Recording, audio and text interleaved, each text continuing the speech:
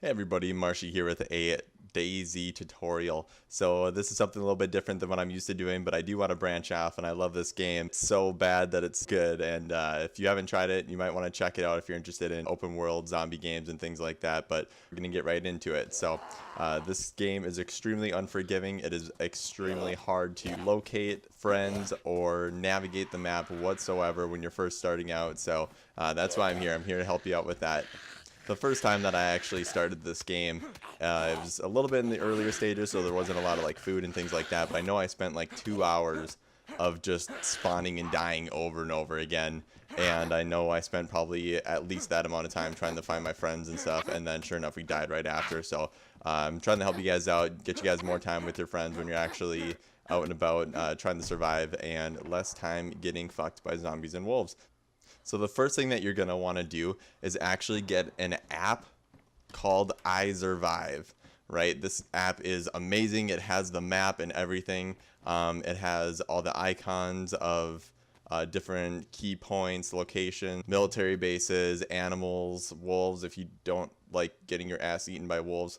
Yeah, awesome. So you can also actually use it on your PC as well. I just find it really easy to use on mobile since I don't always have my computer right next to me. But yeah, you do have that as an option as well, so I'll be sure to link that in the description below. But this tool is actually really good too if you're just trying to play with your friends and just trying to make markers and things like that. And I'll show you guys how to do that all in just a minute here. Downloading it's super easy, just like anything else that you're going to use. You just go into the App Store and you just type in iZurvive.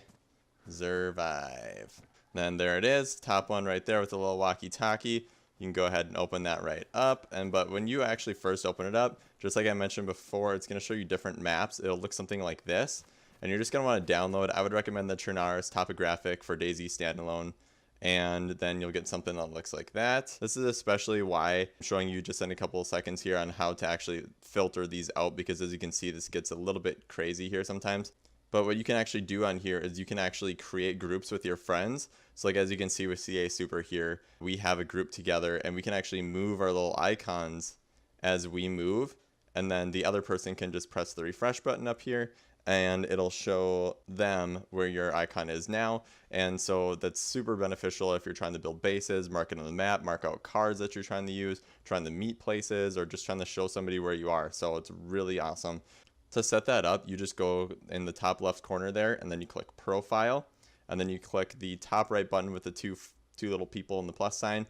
You create a group name, create a password, select a color, and then select Create a Group. After that group is made, it looks just like this, and as you can see the password on there, which I will be changing, so don't even try joining. Click the 3 horizontal dots there, and you can just click Invite Friends, and you can send it through Facebook, email, text. I think we ended up sending it through messages for one of the people that we had added, and then the other person that we had added, they actually just searched the group name and they were able to get in that way too. So that is an option. So if you have some friends that you're playing with, definitely would recommend doing this and setting up. It can be super useful, and it's just kind of cool on being able to just show people where you are and stuff and being able to track things productively.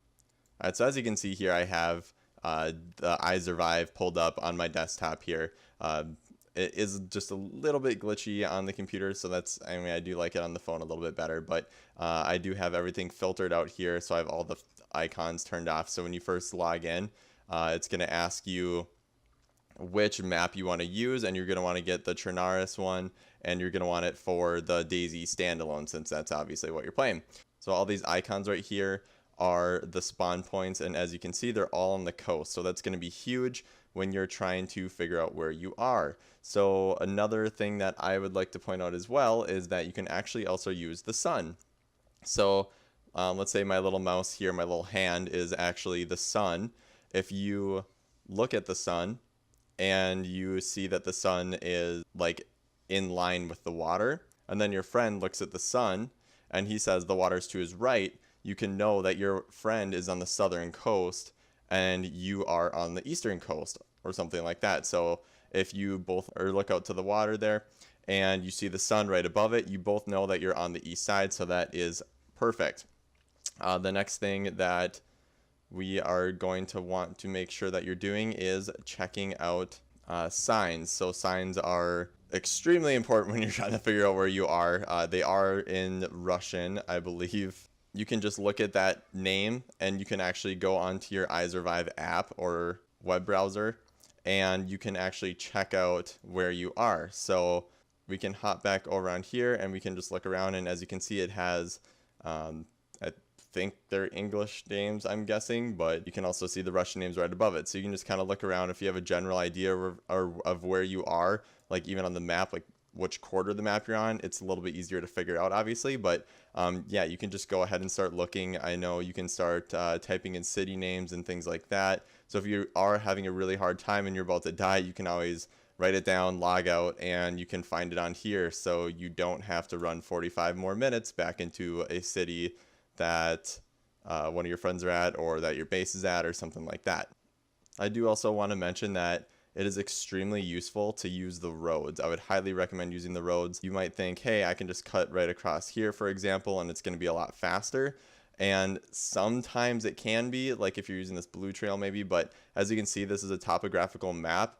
And this is a mountain right here. So you're actually, by the time you go up that mountain and back down that mountain, then you may or may not have been better off going all the way around, and you might get turned around as you're through there unless you hold up and just run straight into trees. So yeah, that would be another recommendation of mine. All right, so then on top of having your profile set up and everything, another thing that I wanted to cover too is which groups to actually leave on there, because like I said, I already had it filtered out on the person one, and then on this one I have it filtered out, but your map is really cluttered when you first get on here, I'm sure.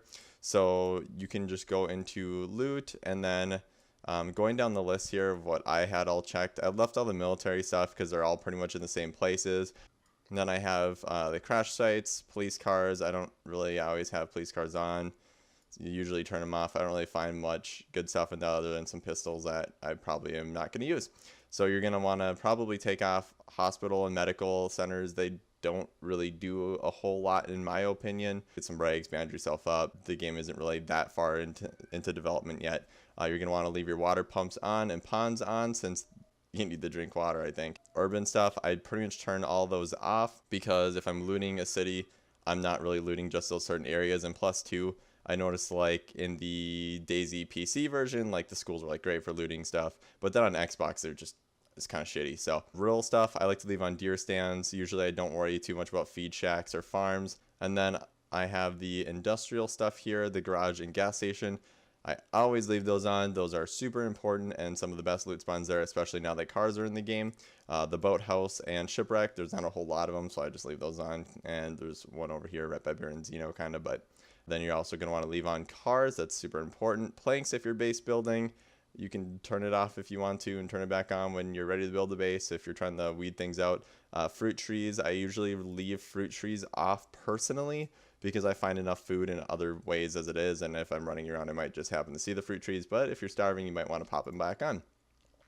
I usually leave off the animals because it clutters the map a ton. However, I leave wolves on because wolves are fucking terrible. They are so broken right now. You can't run them over with cars. They will literally fly over your hood, run back over, and bite you through the door. So don't try to run them over. Don't make the same mistake I did. I left on churches here just because they can be kind of a nice landmark. Actually, where one of our bases is kind of by a church, so I like to leave that one on, but that's personal preference as well. And then you can always leave lighthouses on as well too if you're trying to figure out where you are. Sometimes these lighthouses can be another great point to notice and help use as a tool to figure out where you are. All right, everybody, that's all I got for you today. If this video helped you at all, don't forget to hit the like button. And also, if you're interested in more dayz content in the near future, go ahead and subscribe as well. We'd greatly appreciate that. But thanks again for watching.